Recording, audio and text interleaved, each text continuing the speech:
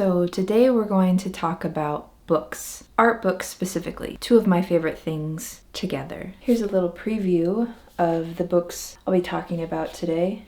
These are very heavy. I'm gonna put them down. 8 books. Technically one of them isn't really an art book, but I just thought I'd throw it in for fun. So in this video, I wanted to share some recent art books I added to my collection.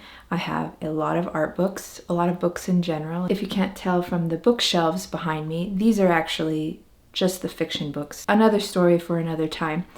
But today I want to share a few art books specifically that I bought over the last 6 months. I'll tell you a little bit about each of the books, where I bought them, but more importantly, why I bought them and what I intend to use them for. I tend to be very selective with the types of art books that I add to my collection because they're very big and heavy, they take up a lot of space, and they're also very expensive. So I only get books that I know I'm going to really love. I'll use them as references time and time again. And the big thing is that it's something I want in my home, in my collection for years to come. Hopefully this gives you a little inspiration. Maybe you'll discover a new art book you didn't know existed and must have, or you're just interested in seeing what another creative's perspective on art books is and seeing what they look for and how you can get more out of the art books that you already own and the future ones you intend to add to your collection. So let's get started.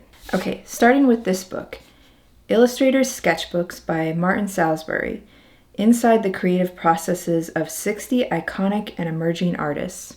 I bought this one at the very beginning of 2024. It might have been on sale and that might have been why I jumped on it at that time. First off, I love the way this book feels. It has a nice matte touch to it. It definitely feels premium and good quality. This is essentially a collection of other illustrators' sketchbooks and the types of things that they draw. The blurb on the back says, "Peek inside the sketchbooks of 60 historical and contemporary illustrators from around the world. This inspiring collection spotlights the power of personal notebooks in the creative process.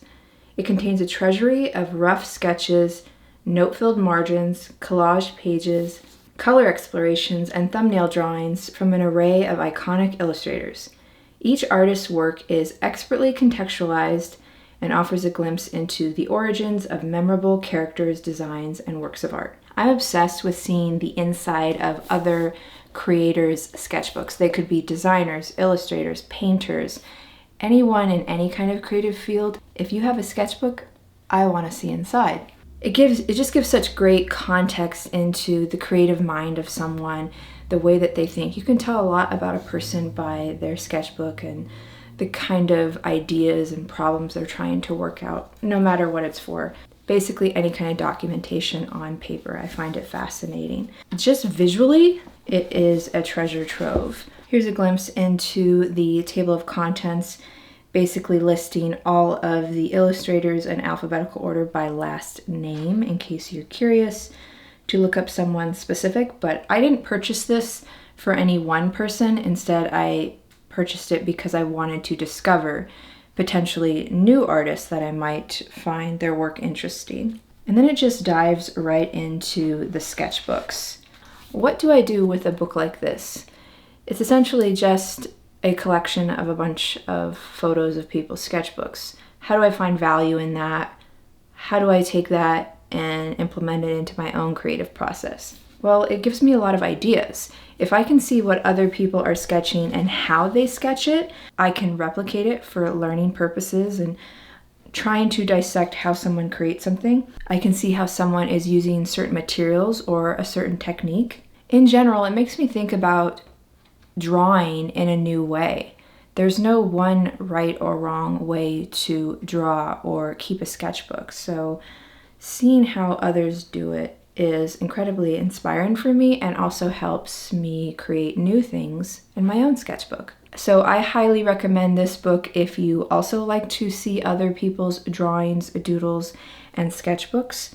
There's no shortage of inspiring images in this book. Honestly, anything can look beautiful in a sketchbook. Here's an example of someone swatching some of their materials, and it just looks like a work of art on its own. Okay, let's move on to the second book. This is a lettering specific book called Lettering Manual by House Industries. I'd seen this one floating around on social media for quite a while. I think it's fairly new. Well, 2020, so it's not that new, but I think it was having a resurgence on social media earlier this year, and that's partially why it caught my attention. The design of this book is really interesting. The colors and just the design really pops on the cover. It's interesting. It has this, I wouldn't say snakeskin, but it reminds me of a snakeskin pattern kind of texture on the cover, which is interesting.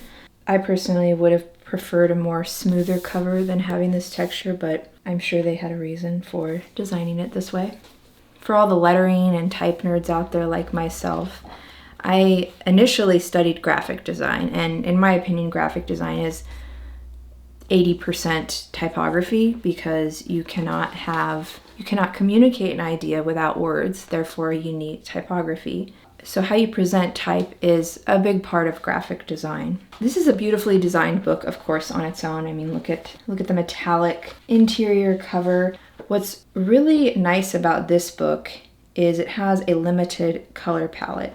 So all of the spreads mainly have this kind of goldenrod color paired with white and black, and it's just stunning. And then of course you have all of these other spreads that are essentially filled with photo references of type lettering sketches. So it's not only a beautifully designed book, but every single lettering example included is stunning. And there's all types of lettering in here. Here's a look at the table of contents. And an actual practical example of how I use this book in my own sketchbook drawing process is this example here, the lettering of the word color. I have a video on my channel, I'll leave a link to it down below, where I'm actually going through the whole lettering process of recreating this piece in my sketchbook. So I start with the loose sketch, kind of similar to this line art on the left, and then how I finalized it a bit more and color it in with a red color pencil to look more like the finalized piece on the right here. When it comes to lettering or type sketches in general, you learn a lot by observing other designs like this and copying it. So I'm not tracing it, but instead I'm training my eye, looking at the example, following the curves, seeing where the lines start and end, and practicing that in my own sketchbook so that I can continue to improve and create these compositions on my own. So if you're looking for a newer reference on typography with a little bit of a retro spin to it, there's a lot of vintage, retro inspired lettering in this piece. If that's something that you're looking for, something new to inspire you and help you create some new lettering pieces, then you might want to check out this book.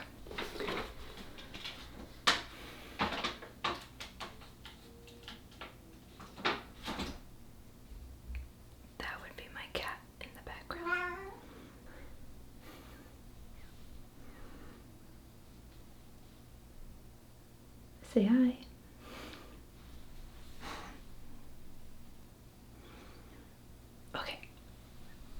Okay, moving on to the third book. And here he is again. This is Designing Graphic Props for Filmmaking.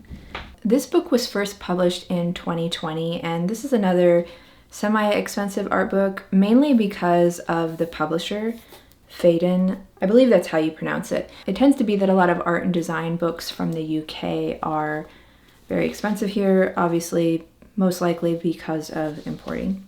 A very simple design on the book. I love how they utilize old school graph paper. It reminds me of math class of high school. So as I mentioned, my background, what I studied in art school, and a majority of my professional career in design is rooted in graphic design. So of course that's why I was drawn to this book. I actually picked this one up in Barnes & Noble. It came wrapped in plastic, which I was extremely happy because I take very good care of my art books and I want them to be in the best conditions. So I appreciated that. The cover of this is kind of interesting, the way that it's folded. It's got this double fold on it. The interior cover has this shredded paper design on it. So this is focusing on the design of filmmaking props. So things that were made specifically to use in movies. So think about any movie that you've seen that is set in another time period. Everything that is in that movie had to be designed by a designer to replicate what something looked like at that time period. And this is essentially a collection of some of those things. You'll notice there's a lot of label designs, packaging, maps, various types of ephemera. Love seeing all of the handwriting. So it looks like this was a collection put together by Annie Atkins, who specializes in graphic art for filmmaking.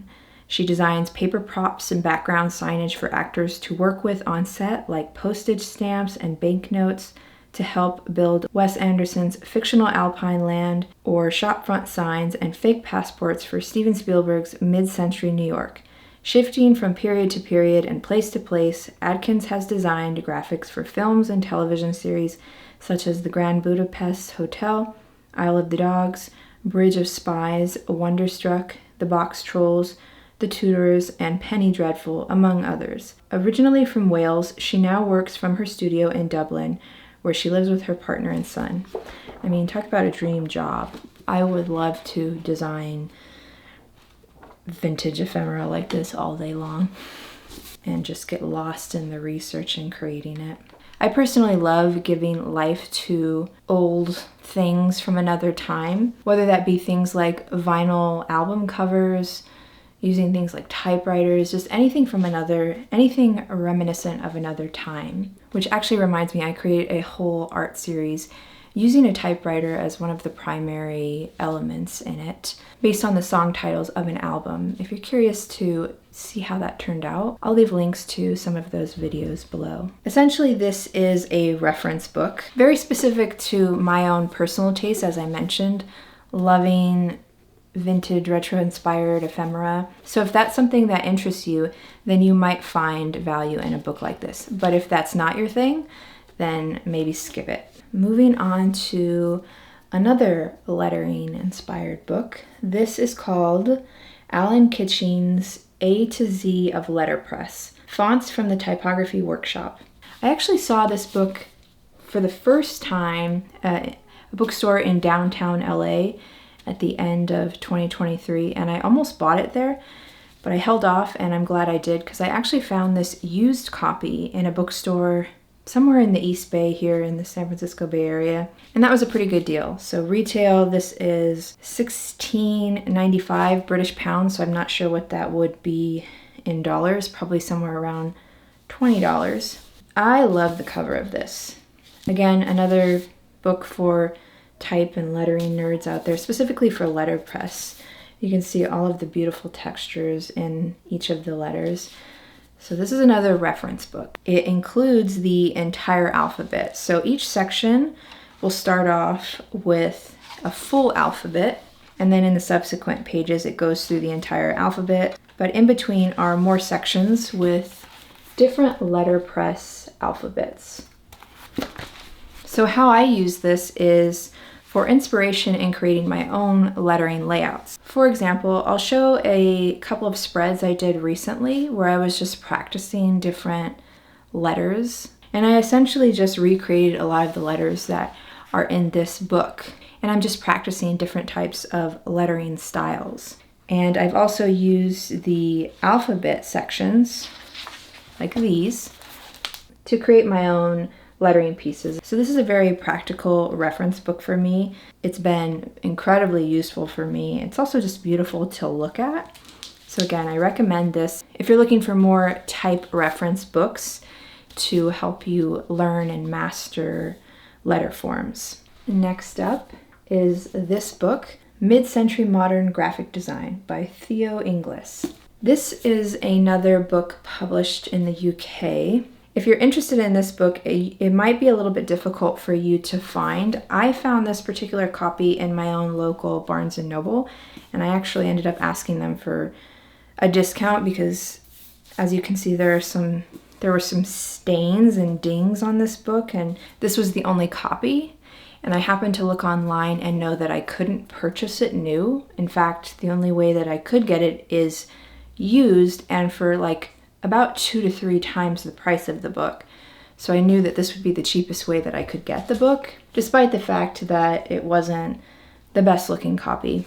Love the simplicity of this design. Simple color palette of just 5 colors on the cover and 2 main typefaces.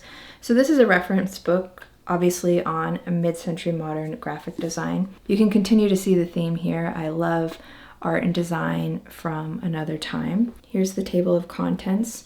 This book is divided into different sections of type of design. So it's starting with book covers, record sleeves, to posters and promotions, magazine covers, and ending with illustrated books.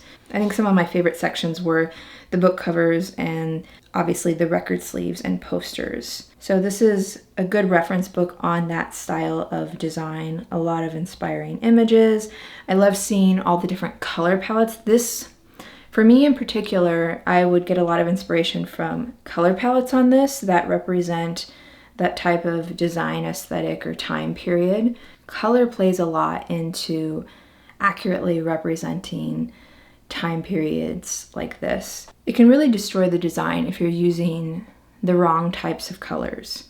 In the future, I wanted to create some kind of design series replicating some of the designs of this mid-century modern design period. So I need to have those references to be able to accurately replicate that.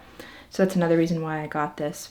A great reference, again, if you're not interested in mid-century modern graphic design, then you might not find as much value out of it. But if you're curious and you do like the style, then you will love this book. But again, it may be hard to find, especially if you're in the US, but maybe if you're in the UK or Europe in general, you might be lucky. The next book is Venture Onward, The Design and Curiosities of 1924 Us. I very recently got this book, maybe about a month ago. This one is huge. It's big and heavy, but it is a beautiful piece of work of art on its own. And I had my eye on this book for quite a while, but again, this is a very expensive art book. I think retail, it might be $50 or $60, but I think I was able to get it on sale maybe around $40 off of Amazon by paying attention to the price dips. This is a design studio, 1924 Us. They're a design studio, I think based somewhere in Australia, and I've been following them on Instagram for years. Initially for their photography style and the content in their photography. They have a lot of this reminiscent of the early 1900s or late 1800s, just the style of fashion and props and everything. They're really doing a lot to recreate that world. That's what initially caught my attention when I found them years ago, but they also do a lot of design, lettering, and now I think even getting into animation. I believe it's a husband and wife duo. This is obviously a collection of their design work, and the design of this book, I love it. There's a lot of great typography. I mean, just look at this table of contents. I love large type layouts like this. It starts with some of these essays, which I haven't read yet, but I will dive into them soon. And then it goes into selected works from branding and typography, antiques, travel stories, curiosities. I love their lettering, logo style, and of course the photography, which you can see all over the place. The illustration is just so accurately depicting a different time. So a lot of beautiful examples of design, illustration, photography, typography, all in one in this book. I highly recommend, even if you aren't familiar with this design studio, 1924 Us, if you aren't, I recommend you check them out on Instagram. Their work is amazing, but the book on its own, even if you aren't familiar with their work, it's just a great collection. So again, a lot of this is inspiration for seeing the typography and lettering style of that time. I get a lot of inspiration from the photography and how it's presented in this book, even just the layout design. So there's so much I can take from and be inspired by this book. Really happy to have finally added it to my collection. I know it's an expensive book, but well worth it. Another very recent book that I purchased, Graphic Design, 1890 to Today. This is a book by Toshin Publication. I think that's how you pronounce it. Another UK-based publisher. Actually, when I went to London last November, I remember seeing a Toshin bookstore, and that's all they sold was just those books. I didn't have a chance to check it out, which I regret, but this publication, they create so many amazing art and design books. Very expensive and a little bit hard to get, some of them in the US. So this is another collection of graphic design. No surprise there. Spanning from well over 100 years. I mean, it does say to today. It looks like it might go through 2019. It has this weird little flap thing.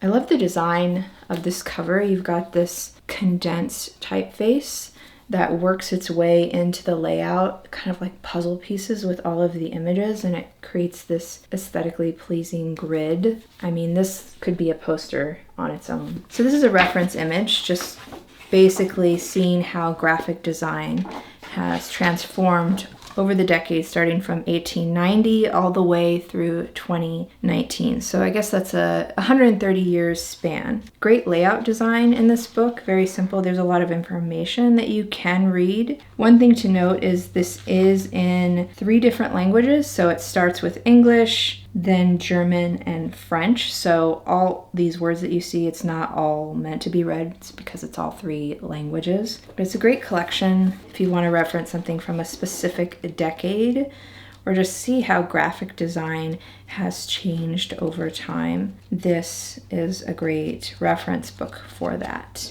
I personally am more drawn to the later 20th century design, so from maybe 1940s, 1950s onwards. It's a great collection of graphic design, but even if you aren't a graphic designer, maybe you're an illustrator, just someone that loves art and design in general, I think you would find a lot of value out of this, and you might want to check it out.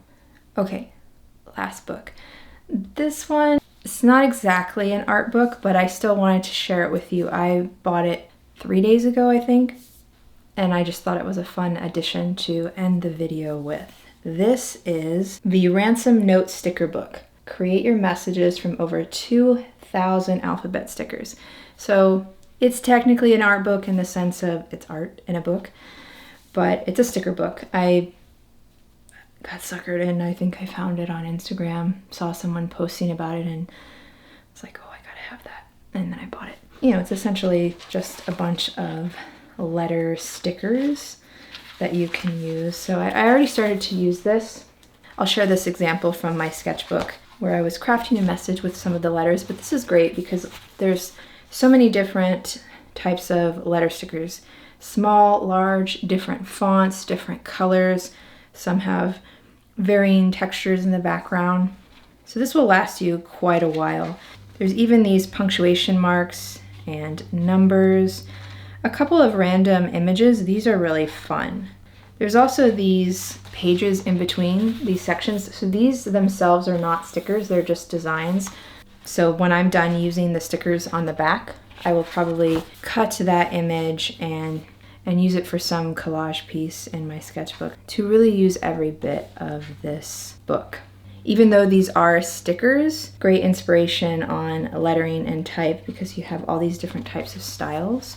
You can combine them with your own lettering sketches, like maybe you just use 1 or 2 stickers and you draw out the rest of the lettering yourself. A lot of different ways that you could use this for your own art projects in the sketchbook. So that's it. Those are all the new additions to my art book collection from this year, the first half of 2024. In a comment below, let me know which one of these books did you find most interesting. Maybe it's a book you already own or one that you're excited about and might purchase in the future. Or if you have any recommendations on other art books that you think I would be interested in, I would love to hear those recommendations, especially if they're lettering, typography, anything retro, vintage from another time period.